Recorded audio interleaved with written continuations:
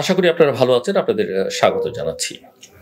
বাংলাদেশ জাতীয়তাবাদী দল বিএনপি আপাত দৃষ্টে মনে হচ্ছে যে তারা একটা মধ্যপন্থার রাজনীতি করবার চেষ্টা করছে। বিএনপি বরাবরই মধ্যপন্থী, তবে একটু কখনো কখনো কখনো কখনো অনেকটাই ডান ঘেঁষা। কিন্তু এবার এটা স্পষ্ট যে তারা একেবারেই মধ্যপন্থার রাজনীতি করতে চাইছে, বহুত্ববাদী রাজনীতি করতে চাইছে। তাদের 31 দফায় সেই প্রতিফলন রয়েছে। বর্তমান সরকার বা বৈষম্য বিরোধী ছাত্র আন্দোলনের প্ল্যাটফর্ম থেকে বা জাতীয় নাগরিক কমিটির প্ল্যাটফর্ম থেকে গত 5 মাসে যেসব দাবি দাওয়া কথাবার্তা উঠেছে, তারা সবকিছুতে নিজেদেরকে এনগেজ করেছে, কথা শুনেছে, নিজেদের মতামত দিয়েছে, সময় নিয়েছে। কিন্তু প্রতিটা সিদ্ধান্ত তাদের অত্যন্ত রেশনাল সিদ্ধান্ত, যৌক্তিক সিদ্ধান্ত। তাদের মিত্রগোষ্ঠী এখন না ডান না বাম, সবাই তাদের সঙ্গে আছে। তবে কোনো দিকেই যারা বেশি মাত্রায় এক্সট্রিমিস্ট, উগ্র, তাদেরকে তারা এড়িয়ে চলছে। বিএনপি কি ভারতপন্থী হয়ে উঠছে, এই অভিযোগ অনেকে তুলছেন বটে। বিএনপি ভারতে বিরোধিতার রাজনীতিও করেছে, এটাও সত্যি। বিএনপিকে একসময় শেখ হাসিনার অভিযোগ অনুযায়ী ক্ষমতায় আসতে ভারত সহায়তা করেছে। আবার বিএনপিকে ক্ষমতায় আসবার যে ন্যায্য লড়াই করবার অধিকার, সেখান থেকে ভারত তাকে বঞ্চিত করেছে। বিএনপির সঙ্গে সম্পর্কের একটা টানাপোড়েন, বিশ্বাস অবিশ্বাসের এই দোলাচল ভারতের সবসময় ছিল। বিএনপি কখনো পাকিস্তানপন্থী কেউ বলবার চেষ্টা করেছেন, জামাত যখন তার মিত্র সেই ট্যাগ তাদেরকে আরো বেশি লাগানো গেছে। কিন্তু এখন এটা স্পষ্ট যে বিএনপি আসলে একটা ফাইন টিউনিং নিজেদের করতে পেরেছে এবং একটা মধ্যপন্থা অবলম্বন করছে। এটা ঠিক ওই তার প্রতিষ্ঠাতা জিয়াউর রহমানের মতো। জিয়া যখন ক্ষমতায় ছিলেন, ভারতের সঙ্গে বাংলাদেশের সম্পর্ক সবচাইতে মর্যাদাপূর্ণ সম্পর্ক সে সময় ছিল। জিয়াউর রহমান সার্ক করবার স্বপ্ন দেখেছেন, ভারত সেটাকে এনডোর্স করেছে। ভারতীয় প্রধানমন্ত্রী বাংলাদেশে এসেছেন, জিয়া ভারতে গেছেন, যথেষ্ট সম্মান দেয়া হয়েছে এবং সম্মান পেয়েছেন। আবার সম্পর্কের টানাপোড়েন ছিল, বিশ্বাস অবিশ্বাসের দোলাচলে দুপক্ষ সবসময় তুলেছে, কিন্তু কেউ কাউকে ডিসকার্ড করেনি, পরিত্যাগ করেনি। যে যার মতো করে দুপক্ষই স্পেস দেওয়ার চেষ্টা করতে, সেই রাজনীতিটা বিএনপি করবার চেষ্টা করছে। কিন্তু অনেকেই এটাকে এখন তো ধরেন অত্যন্ত যৌক্তিক কারণে ভারত নিয়ে নানা রকমের প্রশ্ন বাংলাদেশের মানুষের মধ্যে তৈরি হয়েছে। বিশেষ করে একটা অগণতান্ত্রিক সরকারকে চোখ বন্ধ করে তার যে সমর্থন, সেই প্রেক্ষিতে এই ক্ষোভ, ঘৃণা ভারতের প্রতি বাংলাদেশের মানুষের, সিংহভাগ মানুষের জন্ম হয়েছে। কিন্তু সেটাকে কাজে লাগিয়ে, সেটাকে পুঁজি করে বাংলাদেশকে আবার একটা উল্টো পথে, উল্টো রাতে হাঁটানোর যে চেষ্টা, সেটাও কিন্তু অনেকের কাছে গ্রহণযোগ্য হচ্ছে না। সো বিএনপি এমন একটা পথ নিয়েছে, না তারা ভারতপন্থী, না তারা পাকিস্তানপন্থী, চীনপন্থী, না যুক্তরাষ্ট্রপন্থী। তারা একটা মাঝামাঝি সবার সঙ্গে সম্পর্ক, তবে যেখানে দেশের স্বার্থ জড়িত বা আরো বিশেষ করে বলে দেশের অর্থনৈতিক স্বার্থে জড়িত, তার সঙ্গে তার সখ্যতা অবশ্যই বেশি এবং সেই পলিসিটা আমরা মোটামুটি ভাবে বুঝতে পারি। বিএনপির সঙ্গে জামাত এবং ধর্মভিত্তিক রাজনৈতিক দলগুলোর সম্পর্ক ছিল, সেই সম্পর্ক তারা ছিন্ন করেনি, দূরত্ব বজায় রেখে চলেছে, কিন্তু সে তার রাজনীতি তার মতো করে করছে। এমনকি যে কমিউনিস্ট পার্টিকে আমরা দেখেছি, যে যারা বামপন্থী কিছু সংগঠন তো অনেকদিন ধরে বিএনপির সঙ্গে আছে, যারা বিএনপির সঙ্গে কখনো কখনো কোনো অ্যালায়েন্সে যোগ দেয়নি, তারাও এখন বিএনপির প্রশংসা করছে।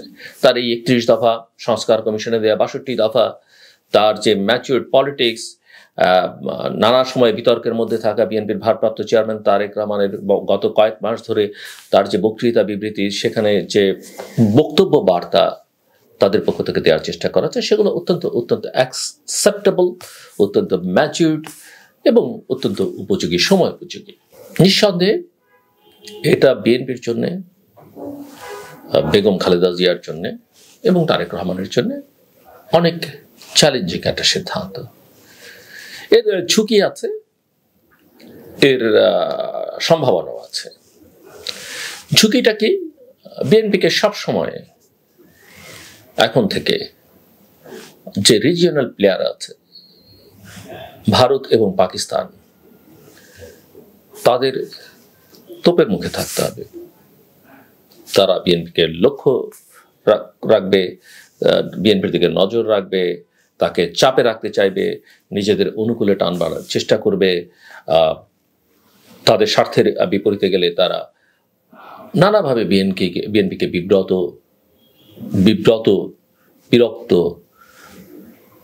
করবার চেষ্টা করবে এবং ডিস্টেবিলাইজ করবার চেষ্টা করবে দেশকে, দল হিসেবে বিএনপিকে এবং বিএনপির নেতৃত্বকে।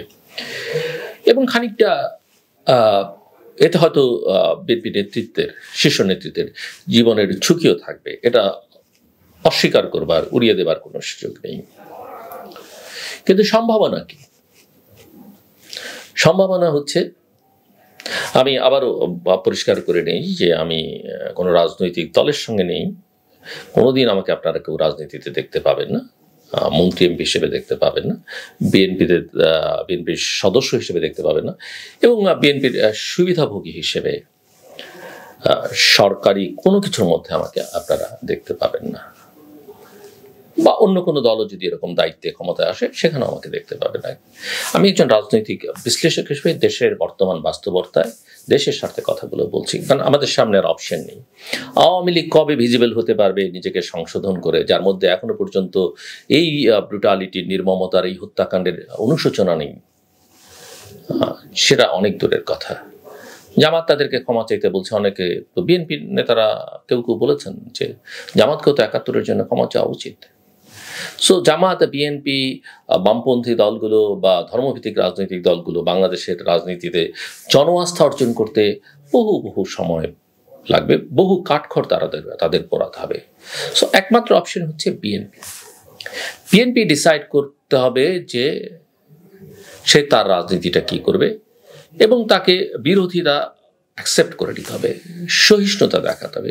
বিরোধী মত পথ থাকবে, সিভিক স্পেস নিশ্চিত করতে হবে, গণমাধ্যমের স্বাধীনতা নিশ্চিত করতে হবে, সিভিল সোসাইটিকে সুযোগ দিতে হবে, বিরোধী রাজনৈতিক দলগুলোকে সুযোগ দিতে হবে, এমনকি তার দলের অভ্যন্তরে যদি ভিন্ন মত থাকে, বিরোধী মত থাকে, সেগুলোকেও স্পেস দিতে হবে। এবং আমরা আশা করতে চাই যে বিএনপি সেই কাজটা এবার করবে। সুযোগটা কি?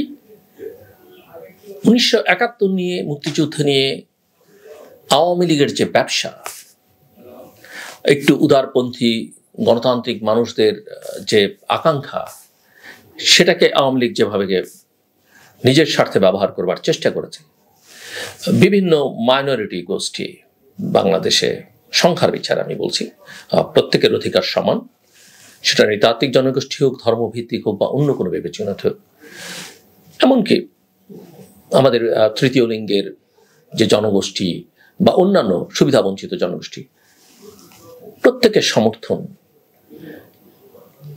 বিএনপি পাবে। তার বহুত্ববাদিতা, তার গণতান্ত্রিক রাজনীতি, আধুনিক রাজনীতি করবার এই মধ্যপন্থা রাজনীতির কারণে আওয়ামী লীগের ব্যবসাটা ওখানে শেষ।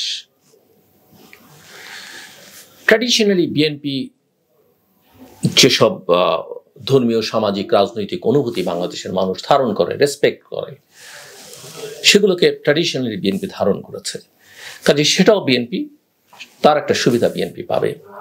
এবং সেই সুবিধার বলে আন্তর্জাতিক শক্তিগুলো, বিশেষ করে বাংলাদেশের ডেভেলপমেন্ট পার্টনার, যারা বাংলাদেশকে আধুনিক একটা গণতান্ত্রিক রাষ্ট্র হিসেবে দেখতে চায়, যারা বাংলাদেশকে মডারেট মুসলিম কান্ট্রি হিসেবে আখ্যায়িত করে, তারা বিএনপি এবং বিএনপি যখন ক্ষমতায় যাবে সেই সরকারকে সহায়তার হাত বাড়িয়ে দেবে।